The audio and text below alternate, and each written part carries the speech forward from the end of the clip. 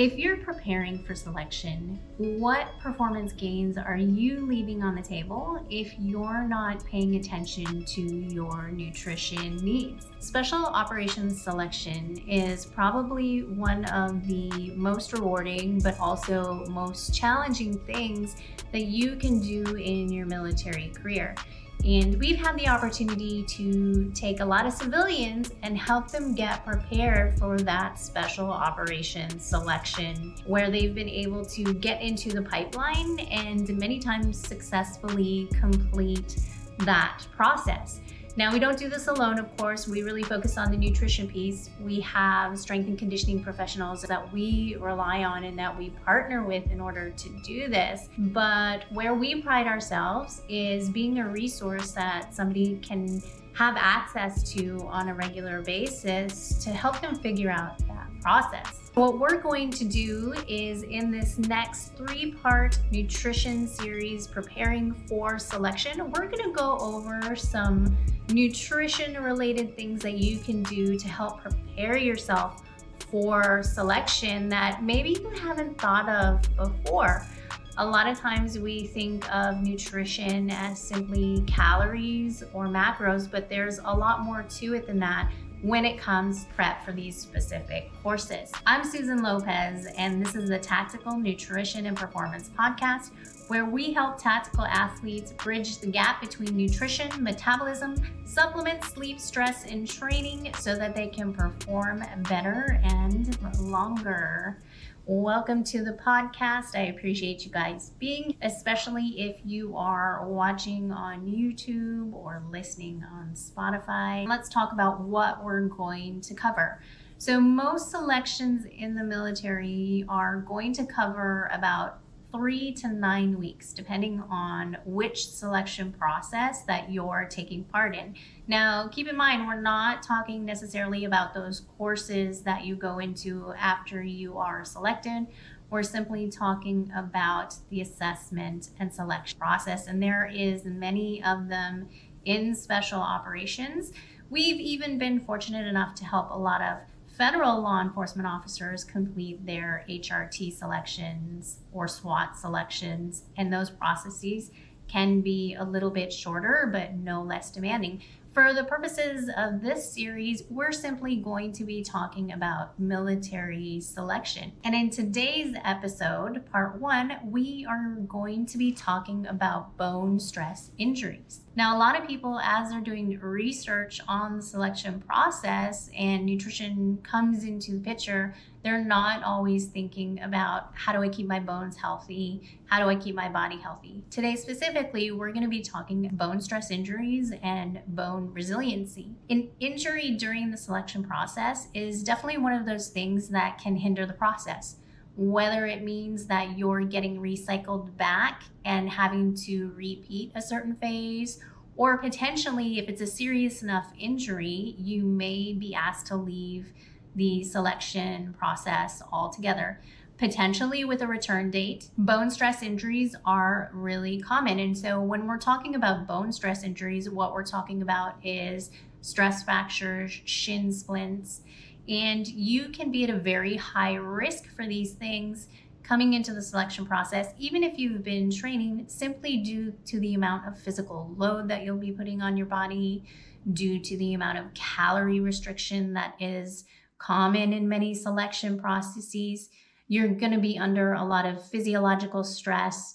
You're not going to be able to sleep like you normally would in most cases, and this by itself is a huge risk factor. So these bone stress injuries can occur when you get microfractures in the bone. Lower extremities injuries are really very common. And so when I'm working with someone during that initial phase of preparing to go to selection, one of the things that we will look at is how we can improve their nutrition, oftentimes through supplementation, but especially through food intake, to ensure that they have adequate micronutrients. Remember those vitamins and minerals that we need on a daily basis to keep our body cells and structures healthy.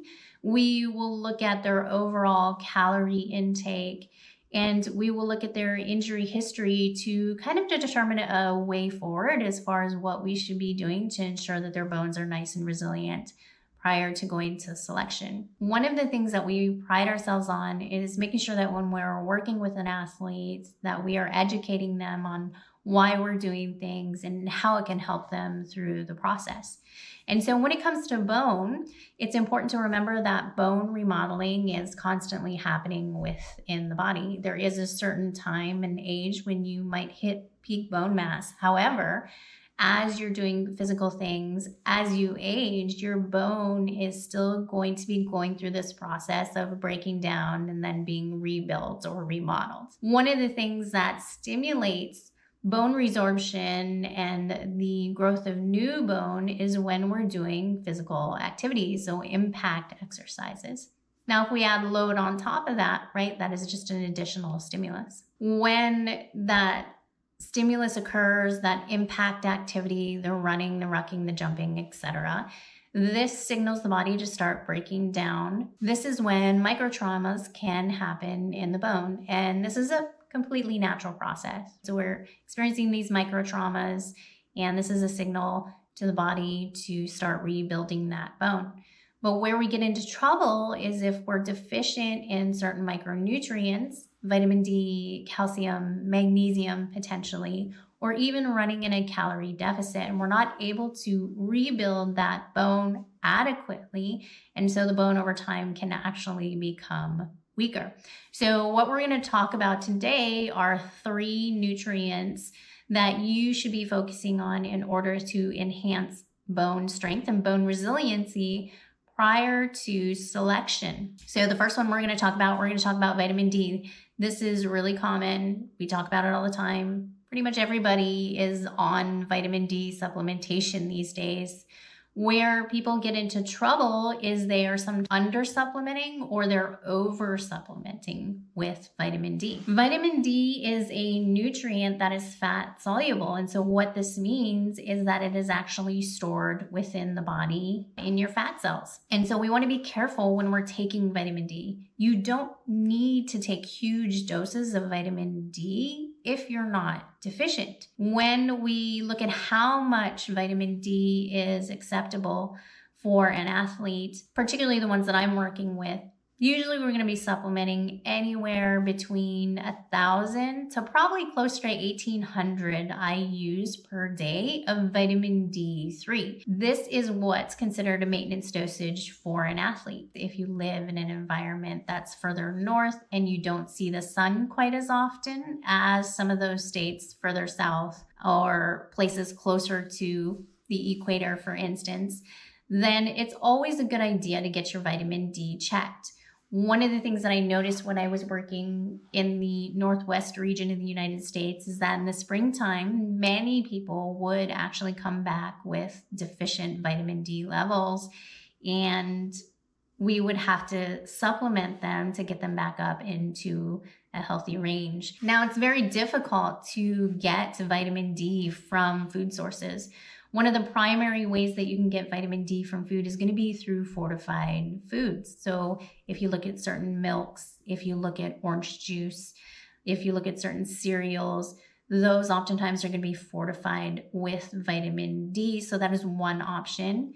Another one to look at is canned salmon, which tends to be very high in vitamin D. And this is something that you could work into your diet pretty regularly throughout the week to get more natural sources. Many times, in many cases, we're going to have to supplement. So again, if we're supplementing with vitamin D, we want to make sure we're supplementing with vitamin D3.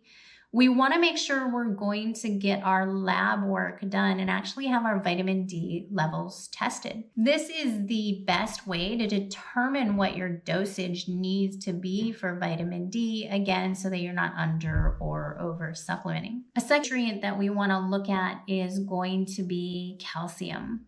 Most of you probably know already that calcium is essential for healthy bones, but there's a lot of other things that calcium does in the body, including helping with muscle contraction and also delivery of nutrients into the cells during periods of physical activity. There's a few other functions as well. Here, particularly, we're just looking at bone health. Calcium is going to be regulated by vitamin D when it comes to bone remodeling. And so these two nutrients, they work together to ensure that your bones are healthy. The typical intake for an adult in calcium is going to be about 1,000 milligrams per day. If we were doing this strictly from food, that's going to be roughly about 3 servings of dairy or calcium containing foods throughout each day. Now, I will argue that most people probably aren't getting that. Then that could be for a couple of reasons. It could be just many people are moving to plant-based dairy products, and it could also just be personal preference. I grew up in the 90s, and one of the things that we did every day was have milk either for breakfast and or dinner, and that just doesn't always seem to be the case anymore. So I would argue that many people are going to need to supplement as well. So when we're supplementing calcium, think about also breaking it up throughout the day. So for instance, the supplement that I take runs about 300 milligrams per serving. And so if I'm having dairy for breakfast, I'm typically not going to supplement at that time. I may supplement at lunch. And then just depending on what we're doing for dinner, if there's no dairy at that meal, I may supplement again. And so that's my preference just as far as when we should be taking calcium, how often we should be taking it. If you can get that dairy in, great, get it through your diet. If you're not someone who consumes a lot of dairy, go ahead and supplement. And there have been studies done, which I'll link in the show notes, to show that calcium intake along with vitamin D supplementation has been shown to be effective for mitigating bone stress injuries, especially within the military. Now, the third one we're going to talk about is magnesium. This is another one that's gotten a lot of attention in the last few years as something that is essential for most people. And that can be for a lot of reasons. Soil quality not being great, so maybe we're not getting as much magnesium through our diet. And, a lot of our processed foods are not going to contain a significant amount of magnesium. Magnesium is responsible for over 600 different metabolic reactions in the body. It's also an electrolyte. And in this case, it plays a role in regulation of vitamin D. So you can see we kind of have this relationship between magnesium, regulating vitamin D, regulating calcium in regards to bone remodeling. Magnesium has additional benefits for the tactical athlete, including sleep, stress, anxiety. And so if you're interested, you could always download the essential supplement guide at tacticaldietitian.com/supplements. For magnesium, we're typically going to be looking at about 400 milligrams per day as your top end as far as supplementation goes. And you can do this a couple of ways. So if you're also wanting to get the benefits related to sleep and anxiety, usually I'll say, hey, take it before bedtime. And if you would like, you can definitely take your nighttime calcium, your vitamin D at this time as well. What is a common recommendation, or what I'm typically going to recommend, is usually you want to take it somewhere close to after your dinner time.